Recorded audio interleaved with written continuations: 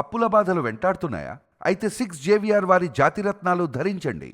వాళ్ళు నాకు తెలిసి 30 ఇయర్స్ అప్పుడు 25 తీసుకుంటే 60 వెళ్ళేసరికి వాళ్ళు 60-70 వేలకు మించి ఎక్కువ సంపాదించలేరు. పెద్దగా గ్రోత్ లేదు, నువ్వు లేకుండా కంపెనీ నడవదు అన్న సిచ్యుయేషన్ నువ్వు తెచ్చుకోవాలి. ల్యాక్స్ ఆఫ్ స్టూడెంట్స్ని ప్రొడ్యూస్ చేస్తున్నావు, నిరుద్యోగులుగా మిగిలిపోతున్నారు. ఆ స్కిల్ ఈ కాలేజెస్ ఇవ్వట్లా. There is a gap in the market. ఊరికే రీల్స్ చూస్తూ కూర్చుంటారు, సుత్తి కబుర్లు చెప్పుకుంటారు, మాస్ బంకులు కొడతారు, లెక్చరర్ మీద జోకులు వేసుకుంటారు. ఫైనల్గా ఎవరి లైఫ్ పోతుందమ్మా. Hello madam, hi Ramya.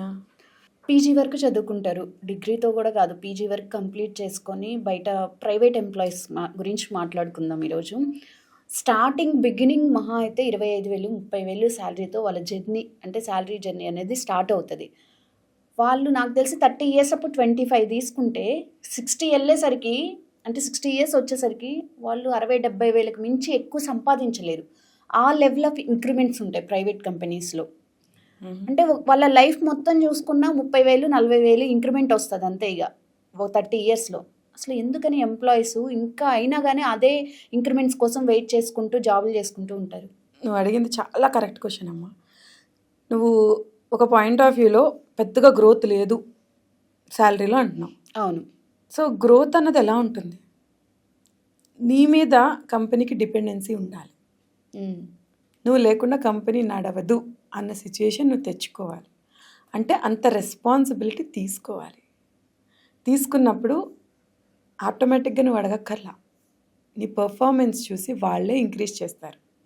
లేదు, బయట నుంచి నీకే ఆఫర్స్ వస్తాయి, యట్స్ సో కమిటెడ్, మా దగ్గర.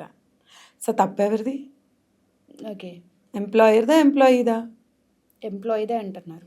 ఎగ్జాక్ట్లీ ఎంప్లాయీది. ఎంప్లాయర్ది ఎప్పుడూ కాదు. ఇంకా నన్ను అడిగితే ఎంప్లాయర్ చాలా గ్రేట్, నీకేం పెద్ద స్కిల్ లేకపోయినా ఈజ్ బేరింగ్ యూ, బికాజ్ నేను తీసేస్తే నువ్వు బయట బతకలేవని. సో ఆ పరిస్థితి నుంచి బయటికి రావాలమ్మా. మార్కెట్లో నువ్వు అబ్జర్వ్ చేస్తే చాలా కాలేజెస్ ల్యాక్స్ ఆఫ్ స్టూడెంట్స్ని ప్రొడ్యూస్ చేస్తున్నారు. అవును. Okay, it's like a factory. మరి వాళ్ళందరూ ఏమవుతున్నారమ్మా? నిరుద్యోగులుగా మిగిలిపోతున్నారు. అట్లాగే నువ్వు కంపెనీస్ తీసుకుంటే మాకు ఎంప్లాయీస్ కావాలి, రిక్రూట్ చేయండి అని హెచ్ఆర్ కన్సల్టెన్సీలకి డబ్బులు ఇచ్చి మరీ రిక్రూట్ చేసుకుంటున్నారు. ఎస్, వీళ్ళు రిక్రూట్ చేయలేకపోతున్నారు, అంత డిమాండ్ ఉంది. మరి మార్కెట్లో ఇంతమంది స్టూడెంట్స్ ఉన్నారు కదా, వీళ్ళందరి క్రైటీరియా మీట్ అవ్వట్లేదా అంటే అవ్వట్లేదు. వాళ్ళకి ఒక కంపెనీకి ఏమేమి స్కిల్ కావాలి, ఆ స్కిల్ ఈ కాలేజెస్ ఇవ్వట్లా. Okay, there is a gap in the market. ఎవరి వరకు వద్దు, పర్టికులర్గా నా ఫీల్డ్ చూద్దాం. నమ్మకమైన అకౌంటెంట్స్ చాలామందికి కావాలి. ఓకే, బికాజ్ ఏ చిన్న బిజినెస్ చూసుకున్నా మనీతోనే లింక్ అయి ఉంటుంది. అవును. దానికి అకౌంటింగ్ కావాలి, టాక్సేషన్ కావాలి, పేరోల్ కావాలి. ఈ సర్వీసెస్ అన్నీ ఎవరిస్తారు? ఒక ఎంప్లాయీనే పెట్టుకుంటారు. అవును. సో దీనికి వాడికి ఆ స్కిల్ ఉండాలి. పేరోల్ ఎలా రన్ చేయాలి, బ్యాంక్స్తో ఎలా డీల్ చేయాలి, ఫండింగ్ ఎలా తీసుకురావాలి, ఫైనాన్షియల్స్ ఎలా ఫైనల్ చేయాలి. వీళ్ళు అవన్నీ చూడరు, ఊరికే రీల్స్ చూస్తూ కూర్చుంటారు, సుత్తి కబుర్లు చెప్పుకుంటారు, మాస్ బంకులు కొడతారు, లెక్చరర్ మీద జోకులు వేసుకుంటారు. ఫైనల్గా ఎవరి లైఫ్ పోతుందమ్మా? ఇండివిజువల్గా దేర్ లైఫ్స్ ఓన్లీ. ఎస్, ఏదో ఒక జాబ్ వచ్చిందా సమాజానికి చూపించుకోవడానికి జస్ట్ లీడ్ చేస్తారు అంతే లైఫ్. కానీ కొంతమంది ఉంటారు, ఎవరి వరకు వద్దు. ఎగ్జాంపుల్, మన హైదరాబాద్ నుంచి ఒక ఆయన వన్ ఆఫ్ ద టాప్ కంపెనీస్కి CEO అయ్యారు. ఓకే, జీరోతో స్టార్ట్ చేసి ఇప్పుడు thousands of crores రెమ్యునరేషన్ తీసుకుంటున్నారు per annum. Okay, per annum nearly 2,600 crores అని విన్నా నేను. ఓకే, మరి అందరికీ దేవుడిచ్చింది అదే తెలివితేటలు కదా, అవును. అవే కాళ్ళు చేతులు, అదే బుర్ర. ఆయన వాడాడు, మన వాళ్ళు వాడట్లేదు అంతే. ఎవరు మేడం ఆ వ్యక్తి? ఎవరు? Satya Nadella, okay, Microsoft CEO. Okay, అట్లాగే సుందర్ పిచాయ్, గూగుల్ CEO. వాళ్ళు కంటిన్యూస్గా వాళ్ళు స్కిల్ అప్డేట్ చేస్తూనే ఉంటారు. కంపెనీకి నేను ఎలా వాల్యూ ఎడిషన్ చేయగలను, వాళ్ళు తీసేయగలుగుతారా? వీడు తీసేస్తే ఇంకొకడు రెడీగా ఉంటాడు. అవును. సో ఎంప్లాయ్మెంట్ గొప్పదా, బిజినెస్ గొప్పదా అంటే దేనికి అదే గొప్పది.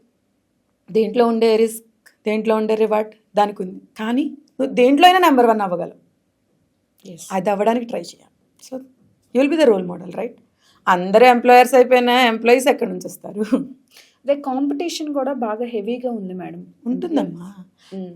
నువ్వు కాంపిటీషన్ హెవీగా ఉందంటున్నావు, నాకు అసలు అకౌంటెంట్స్ దొరకట్లేదు, స్కిల్ ఉన్న వాళ్ళు లేరు. సో స్కిల్ నేర్చుకోమని చెప్తున్నా నేను. Just you think of, for example ఒక ఎంప్లాయర్గా నేనుంటే నేను ఎంప్లాయీ నుంచి ఏం ఎక్స్పెక్ట్ చేస్తాను? Okay. First thing skill, second thing responsibility, third thing communication. Right. ఏదైనా కమ్యూనికేట్ చేయగలగాలి. ఏదైనా ఇష్యూ జరిగి ఉండొచ్చు, ప్రతిదీ you have to communicate to your employer. ఈ ఇష్యూ జరిగింది, నా ప్రాబ్లం ఇది, అందుకు నేను ఆగాను. అలానే ప్రతి నిమిషానికి కాల్ చేసి లేదా మెసేజ్ పెట్టి కాదు. మ్మ్. వీక్లీ వన్స్ ఆర్ 15 డేస్కి ఒకసారి రిపోర్ట్ చేయాలి. And visibility is also very important, Right. Right? నువ్వు ఇది చేస్తున్నావని ఎలా తెలుస్తుంది? షోకేజ్ యువర్ సెల్ఫ్, తప్పులేదు. Then you can ask the increment. ఏదో 9కో 10కో వచ్చానా, గంట కొట్టిందా, భోజనం తిన్నానా, టీ తాగానా, ఇంటికి వెళ్ళిపోయానా. మ్మ్. ఇదేం స్కూల్ కాదమ్మా. స్కూల్లో మనం డబ్బులు ఇచ్చి చదువుకుంటున్నాం, ఇక్కడ డబ్బులు తీసుకుని పని చేయాలి. ఎస్. నువ్వు పని చేస్తే ఫలితం ఆటోమేటిక్గా ఇస్తారు. వీళ్ళు కాకపోతే ఇంకొకళ్ళు. మార్కెట్ ఈజ్ ఓపెన్ కదా. రైట్. ఇప్పుడు ఓ ప్రొడక్ట్ ఉందనుకో, దాంట్లో దమ్ము ఉందనుకో, దొరకదు. అవును. సేమ్ థింగ్, మనం కూడా product. Right. Thank you madam. Thank you Ramya.